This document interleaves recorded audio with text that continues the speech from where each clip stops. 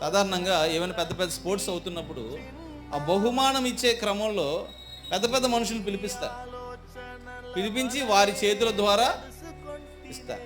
ఆ బహుమానానికన్నా అక్కడ ఏ మనిషి అయితే వచ్చి ఆ బహుమానం ఇచ్చాడో అదే అసలు యాక్చువల్గా గొప్పతనం.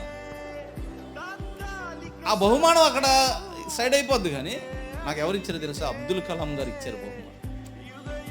మోడీ చేతుల మీదుగా నేనేం తీసుకున్నాను, గవర్నర్ గారి చేతుల మీదుగా నేనేం తీసుకున్నాను. అంటే బహుమానానికంటే అక్కడ ఏ మనిషి అయితే ఇస్తున్నాడో, మరి నువ్వు పొందబోయే బహుమానం ఎవరి చేతుల మీద తీసుకుంటావంట?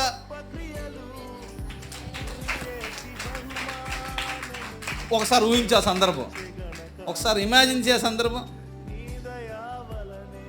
ఎవరి చేతుల మీదుగా?